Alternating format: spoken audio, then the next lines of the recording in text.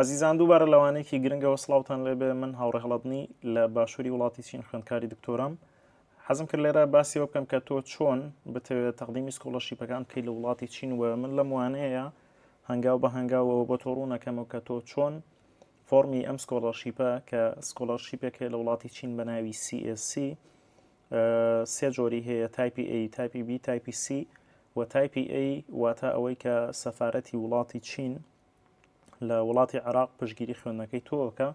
تکتی تارەشی لەگەڵە تا وڵاتی چین و تر بۆ ماستەر 4 تکتی لەگەڵە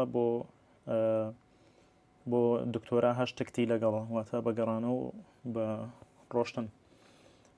تایپی B هەیە CSCB کە ئەمەیان تەنها تکتی تارەی لەگەڵ نییە تکتی فڕۆکەی لەگەڵ نییە کە هەر یەکێک لەم دوانە موچەی مانگانەی 3000 ڕەمینبی 3000 یوانی چینی بۆ خوێندنی ماستەر و 3500 بۆ خوێندنی دکتۆرا لەگەڵ شوێنی مانەوە. جا سەرەتا چیەکەی تۆ دەیتە وێبسایتی studyinchina.csc.edu.cn بەم شێوازە ئەمە وێبسایتی سەرەکی CSCە لێرە بە ڕیکۆردی سکرینەکەشدانین لەگەڵیە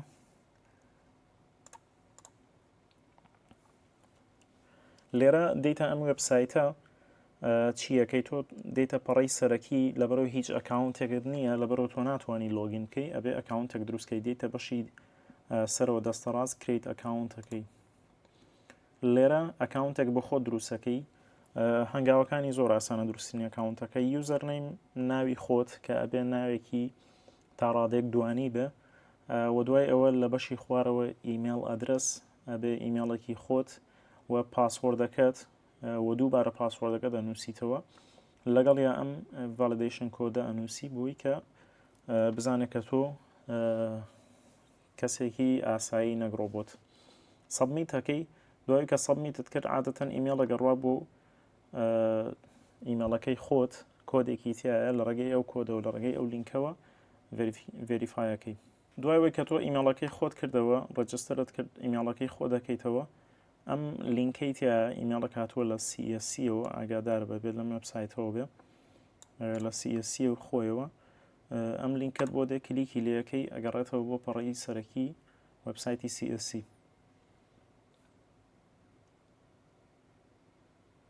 ئێستا تۆ لێرە ئەکاونتەکە دروست کردووە ڕاستە خۆ لۆگینە بێ بە هەمان ئیمێڵ و ئەوەی کە خۆت دروست کردووە ئەم کۆدە ئەنووسیتەوە وەکووتمان بۆی کە بزانێتەوە کەسێکی ئاسایی و ڕۆبۆت نی کە وێبسایتەکەت کردەوە ئەکاونتەکەی خۆت ئێسام ئەکاونتی تۆیە دەیتە بەشی خوارەوە مانە کۆمەڵە زانیاری نەبێ بیخوێنیتەوە دوایەوە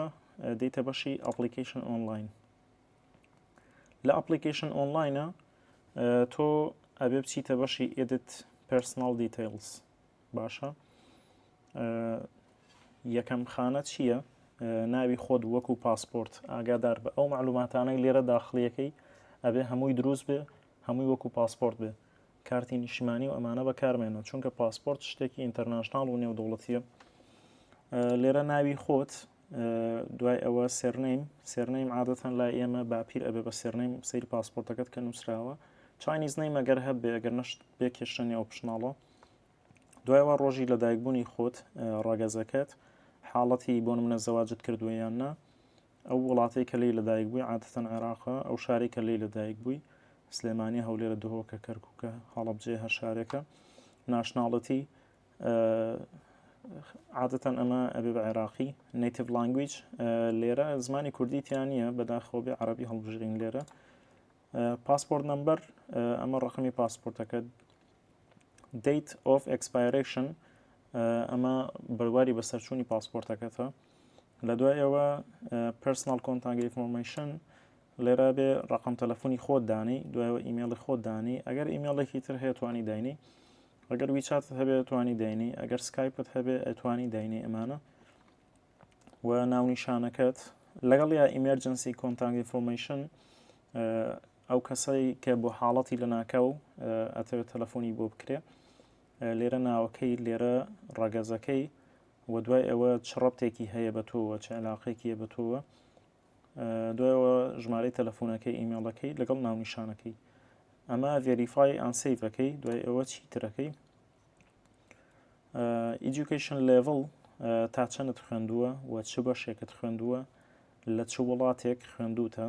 ناوی زانکۆکە یاخود ناوی ئەو شوێنێک کە تەواوت کردو مەکتەبەکە کوالیفیکیشنەکە بۆ نمونە چیت خوێندووە بەس عادەتەن لێرە ئەم CSE تەنها بۆ ماستەر یاخود دکتۆرا لەبەرەوە لێرە بێ ناوی زانکۆ بنووسی بۆ قۆناغی بەکارۆز نابێ کوالیفیکیشن بەکارۆس یاخود بەکارۆس ساینس هەر شتێک بەپێی ئەو شەهادەی کە وەرگرتووە بێ بگەڕێتەوە بووە لە چ ساڵێکە خوێندووتە چ ساڵێک تەواو بووی و ئەگەر بۆ نمونە شەهادەی ترت هەبێ ئەتوانی لێرە هەر بینووسی بە هەمان شێواز دووبارە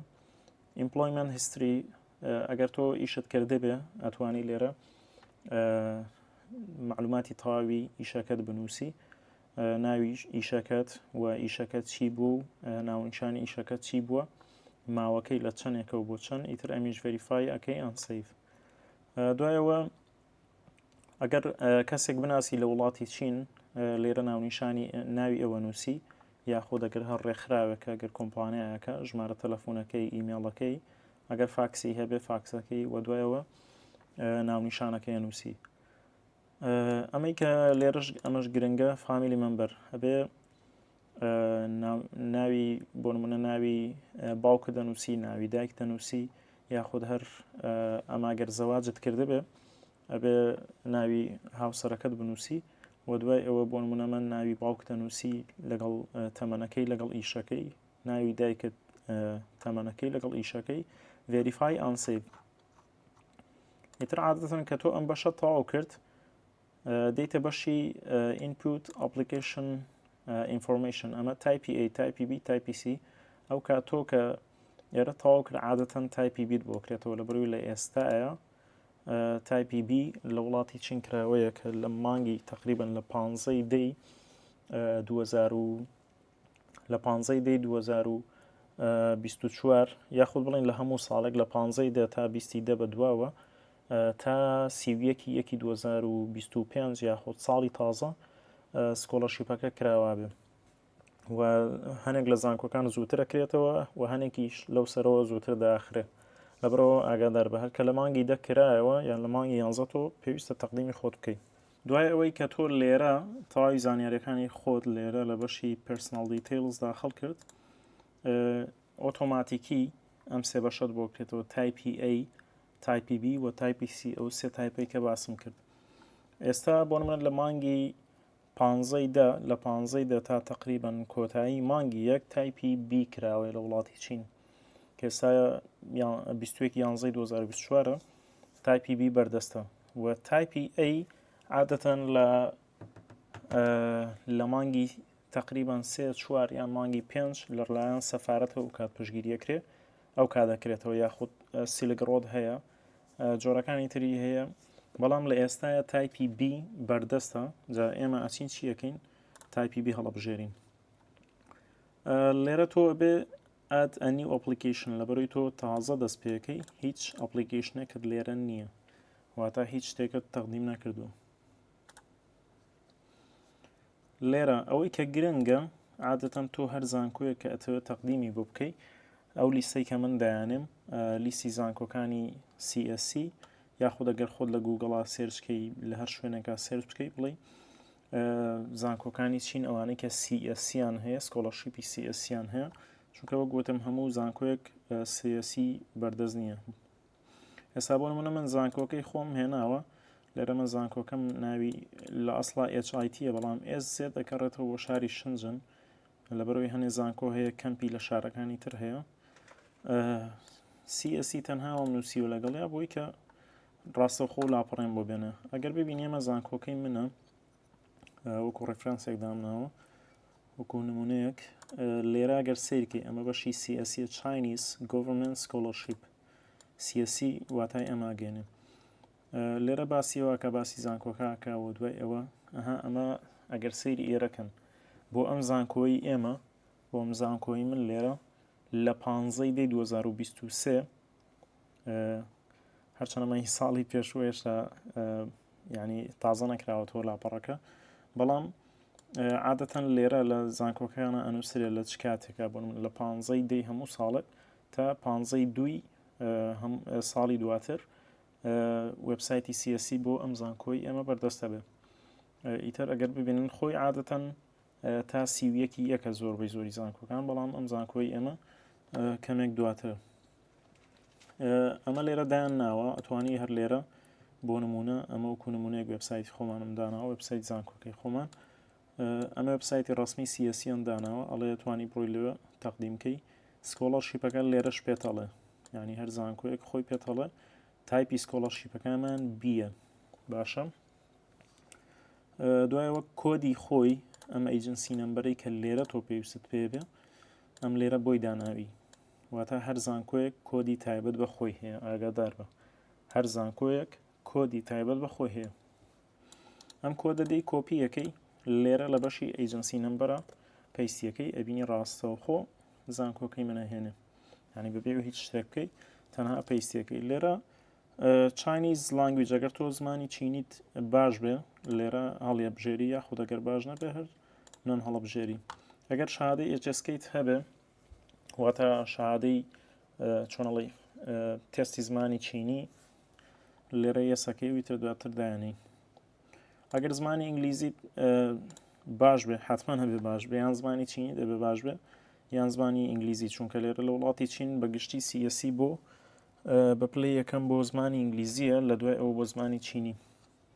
واتە تۆ بێ لێرە ئینگلیزیەکەت باش یاخود ئەکسڵنتە، گود یان ئەکسڵنت. و شەهادە وەکو زمانی ئینگلیزی یاخود هەر زمانێکی تر ڕاستی پێویست بە شەهادەی ناکە تا ئەم ساڵانە، یعنی تا ساڵی پاریش. ئێساش پێویست ناکە، بەڵام بەڵگەی کە هێنی کە بیسەلمێنی تۆ زمانی ئینگلیزیەکەت باشە یاخود بە ئینگلیزی خوێندوتە، یاخود هەر بەڵگەیەک بێت کە بیسەلمێن ئینگلیزیەکەی تۆ باشە، نەک تەنها بە قسە بڵێ من باشم.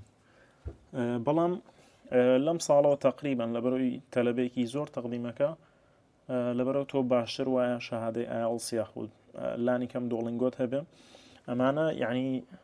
چۆنەڵی مەرجی سەرەکی نییە، بەڵام ئەگەری زیاترە کە تۆ وەرگیرەی، یعنی لەبەرەوەی ساڵانە تەلەبێکی زۆر زۆر تەقدیمەکە لەبەرەوە، یعنی هەر کەسێک شەهادەی IELTS بۆ منە حوتی هەبێ ئەگەری زۆر زیاتر لەوەی کە تەلەبێک ئەسڵەن شەهادەی زمانی ئینگلیزی هەر نەبێ. جا لێرە ئەگەر شەهادەکەتە بێت لێرە یەسەکەی تر معلوماتەکان هەمووی داخڵەکەی زانیاریەکان لەسەری، و دواتریش لە بەشی خوارەوە بێ ئەتەچی کەی واتە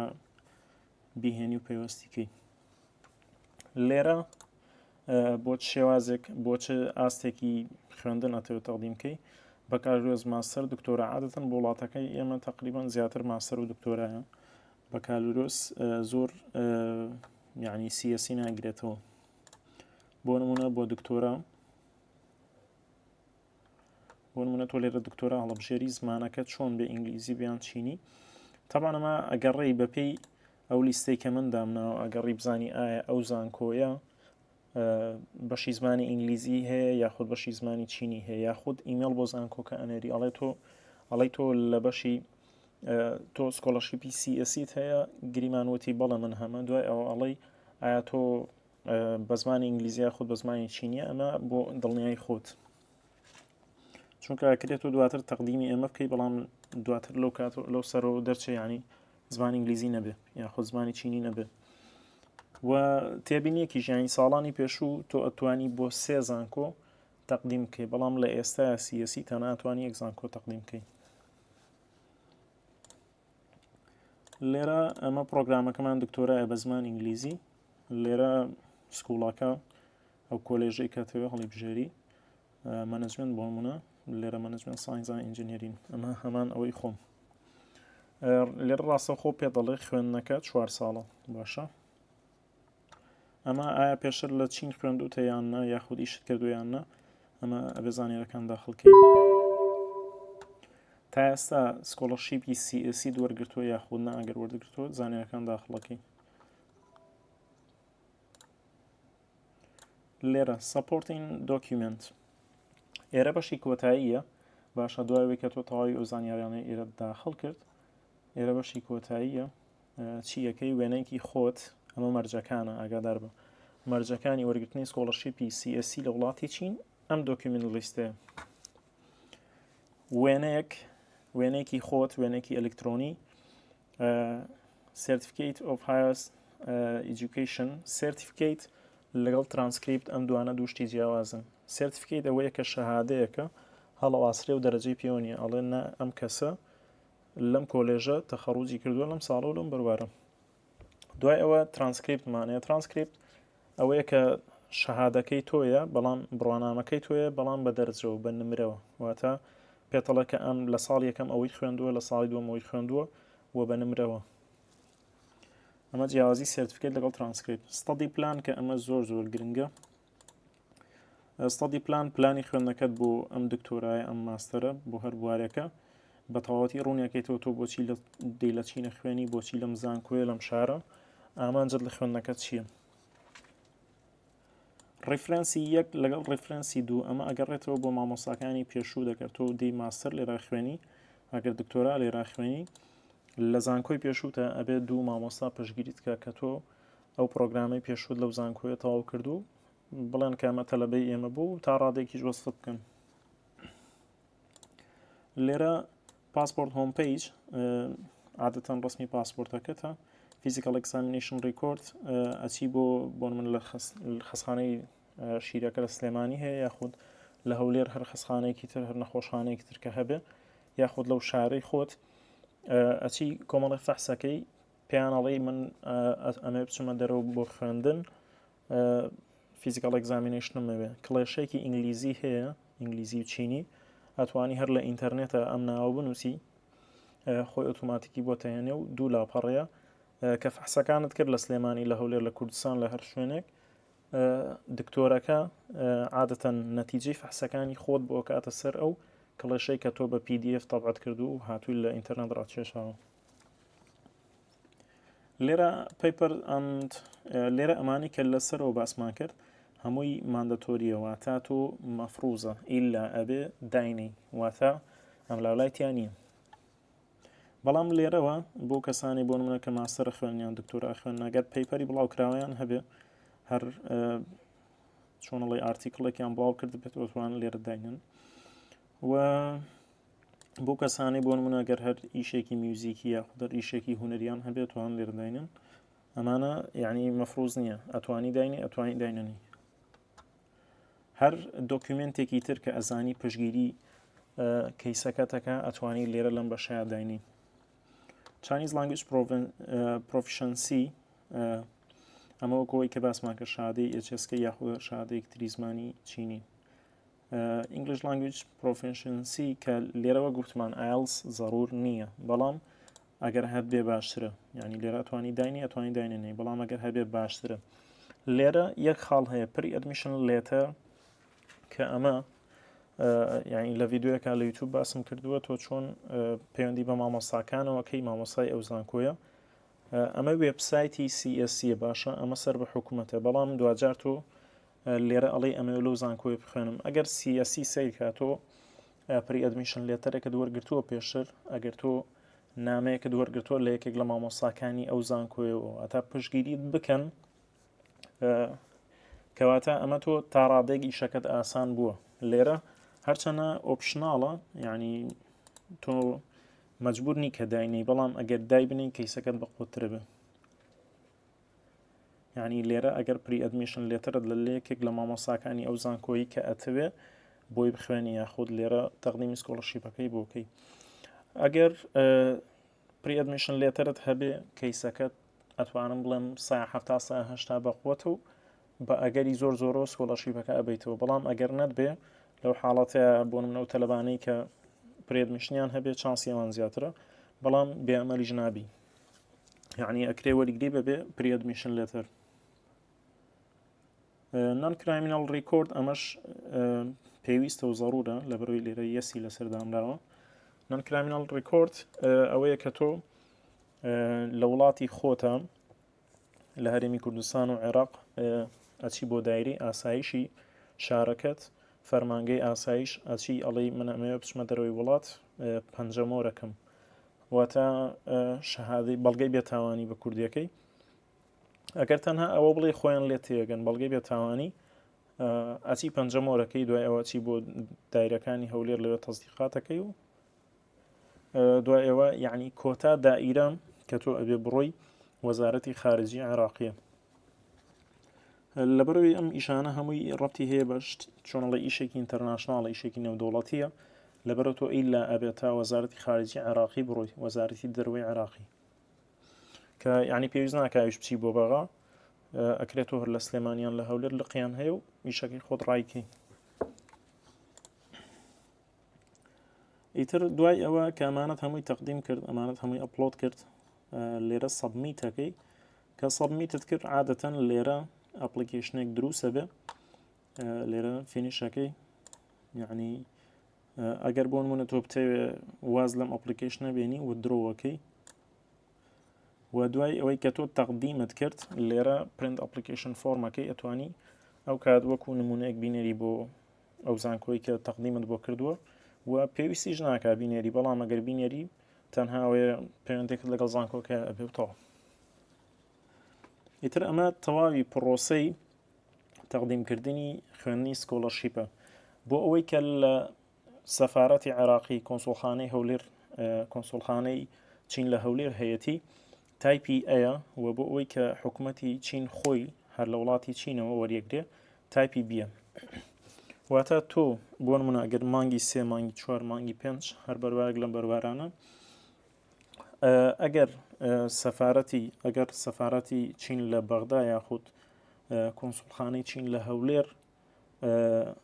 ئەم سکۆڵەرشیپەی کردەوە لە مانگی 3 و 4 و 5 تۆ کات تەقدیمی تایپی ئەی ئەەکەی، باشە ئەو کاتۆ تەقدیمی تایپی ئەی ئەەکەی. بەڵام ئەگەر بۆ نمونە لە مانگی 10 و 11 و 12 و 1 و تا ڕادێک مانگی 2 سکۆڵەرشیپ بەردەست بوو کە عادەتەن هەموو ساڵێک بوو لەو بەروارەیە،